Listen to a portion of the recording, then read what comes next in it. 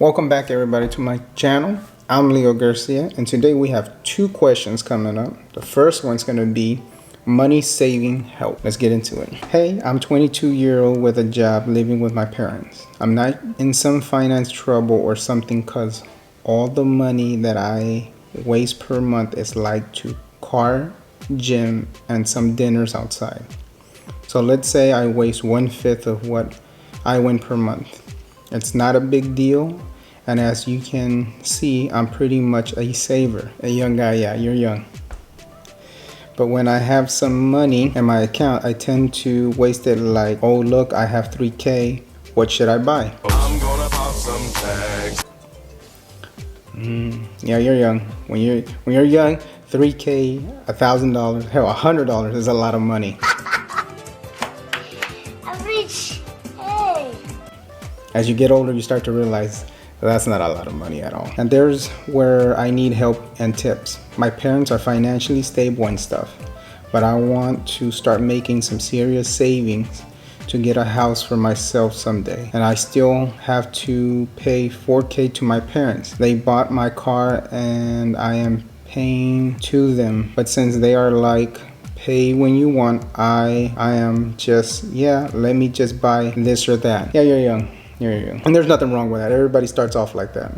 You know, there's a few people that learn better, but most of us start off wasting money because we don't know any better. I know it's not a big deal, but I would like to start saving money for real instead of wasting it all on PC or phone or whatever. Okay, so you're in the right mentality right now. You want to start doing better for yourself. So you want to start saving money, but you don't know. Here's a big one. Keep a separate account. Keep a savings account. Keep a money market account. Heck, keep a separate bank account in a separate bank. I bank with 5 different banks, and that's just to help me keep money separated because I manage a lot of money, paying a lot of stuff off. So I keep 5 different accounts. I also have savings accounts and all that, and that just helps me manage my money and keep everything separate. That's what you mainly need right now, is to keep your money in a savings account or a money market account or somewhere separate where you can't see it. Because if you have it in your checking account, you'll always be like, oh, I have that money available, let me just start using it. No, if you see it, you will want to use it. Never keep money near you or in sight of you where you know that you can pull out your debit card, boom, it's good to go. No. So you're on the right step about you want to start saving money, but you just don't understand. Keep it in a separate location. This is why they always tell people, if you're pulling money out for your retirement, such as your 401k, to pull it out immediately out of your check before it goes any further. Because if you try to save your own money and you're not disciplined enough, you tend to want to waste it. You know, you'll get that money and then you'll say, well, I'll start putting it away myself. No, it's not that easy. It's easier for you to just do it as an automatic thing where your saving account drafts that money automatically out of your checking account. Because like I said, when you're young, you don't know any better. You know, you're still developing and you don't have that discipline yet. Not yet, you don't, but you will one day, to where you just say, no, I don't need to waste it, like you said here. And also too, try to pay your parents off, and pay your parents off as soon as possible. Don't even though your parents love you very much and they want to give you the chance for them to build that persona in you, pay them back. Don't just linger around, especially when you say you can pay them but they tell you pay when you want. They're being polite, and like you say, you get distracted and you just want to go buy stuff for your PC, pay for phones and whatever else that you know, etc. in there. Put the money aside, especially if you're trying to buy a house. You definitely need to start learning how to be disciplined with your money, because once you buy a house, I mean, it's a real big deal from there. It's a huge deal. But I would start off with just simply starting to be disciplined with yourself by separating your money. So separate what you need to spend to survive versus what you actually need to start saving for your household. So you can start putting away the rest of that towards saving, towards, say, paying your parents off, putting away $200-300, paying your parents off. Start saving and start separating that money. You gotta separate it before you can buy anything, tell yourself, well, as soon as I get paid, I'm gonna pull that money out and I'm gonna go pay my parents first, and then I'm gonna go pay my little expenses, because your parents bought you your car, so I'm assuming you're paying for the car insurance. You have a gym membership and outside dinners. I mean, that's not a lot of money. I mean, if you're able to save a whole lot, and especially right now that you're young, you live with them, and you're probably not paying rent. Come on, this is your best time to save money, a lot of your money. So yes, separate your money, pay what needs to get paid first. Don't think about it. Don't say, oh, well, I want to go buy a new phone, update my phone. I want to go buy more games for my PC or any of that junk. Pay the actual stuff that you need to get paid, and then start putting away into a savings account or a money market account, something that's going to help you keep it separate from your main finances, from your checking account. Keep your money separate. That helps a lot, because if you keep it on hand, or better yet, instead of keeping your debit card on, keep some cash on you only. You know, give yourself 25 bucks. And once you spend that money, you can't spend anything else. That's it. I mean, you gotta put yourself in a position to where you know you're not gonna allow yourself to touch that money, because you're responsible for you. And if you don't discipline yourself, you're never gonna be able to discipline yourself at all. I mean, when I was younger, I didn't have any discipline. You know, if it tasted good and it felt good to do, go for it. Step on it. Throw gas on it. But that's the only recommendation I can tell you right now. You know, baby steps for yourself, small increments, because you're young, you're barely getting a feel for it. Hopefully once you start seeing money start piling up, instead of wasting it, you might be like, man, this is actually working, let me keep doing this. And hopefully that, you know, that inspires you to do more, as in separating your money to saving, and just keep adding. And at a young age, I mean, you're working, you're heading the right direction, but just, you know, you got to be disciplined with your money. If you're not disciplined with your money, I mean, it'll before you know it, it'll be out of your hands, it'll be gone. So keep your money separate. That's the only thing I can give you a recommendation. And we're off to the second question. Let's get started with that one. Can I cancel a signed lease renewal? It reads, if I signed a lease renewal recently, but possibly can no longer stay due to finance troubles from the pandemic, what can I do?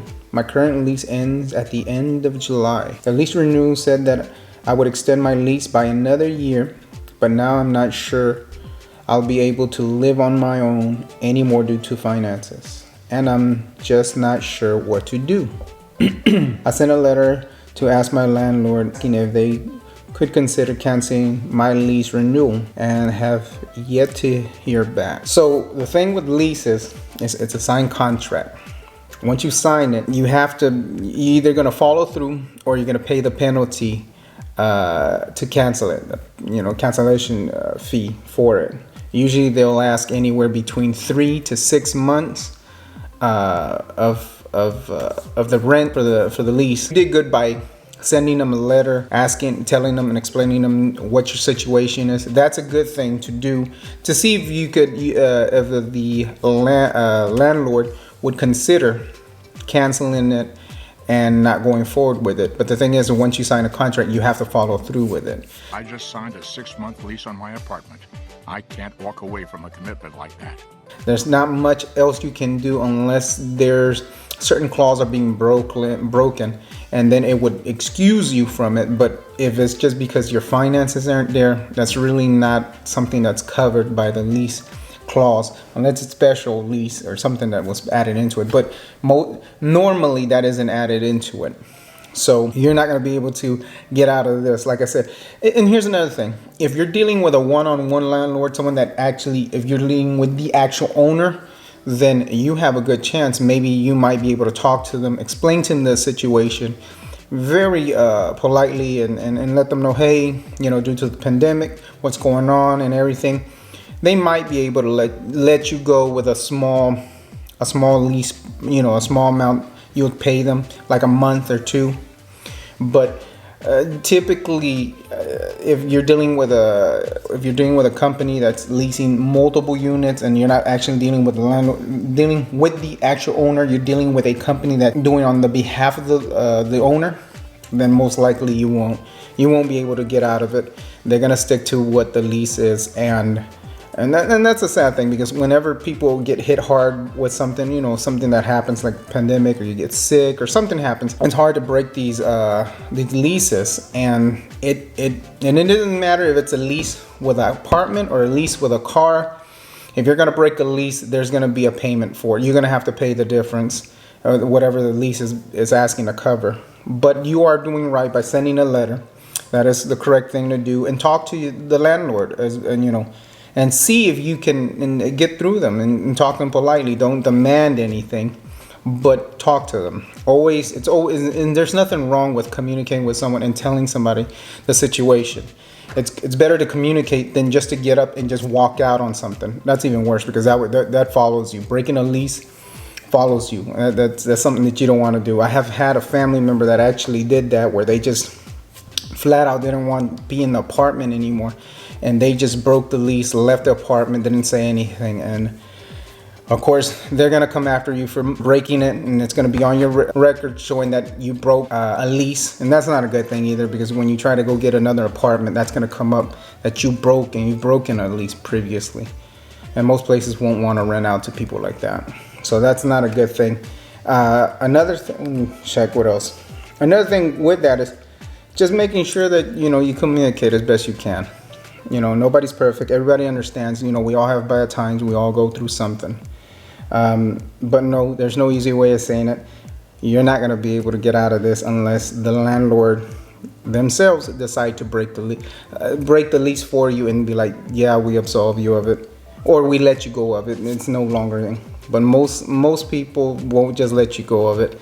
They actually want something in return. They want at least a month or two. The average, if it's run by a company, like I said, they'll ask for 3 to 6 months to cover the vacancy that they have now currently. Just talking to the landlord would be your best bet, and politely asking. You don't demand anything, just ask. Other than that, guys, that's going to be the question for today. And that's a good question, because a lot of people that start off with getting their own apartments, they don't understand how a lease works, or can I leave if something happens? No, it just doesn't work like that. You don't just break a lease out of the blue. You can't do that. But like I said, that's the question of today, guys. And like, comment, subscribe, leave me a comment, see if it's ever happened to you, and if you've ever been able to get out of a lease. But from what I know, there's no way around it, unless, like I said, the clause the clause on the lease are being broken somehow. Yeah, so that's about it on that one. Other than that, guys, take it easy, and until next time, bye.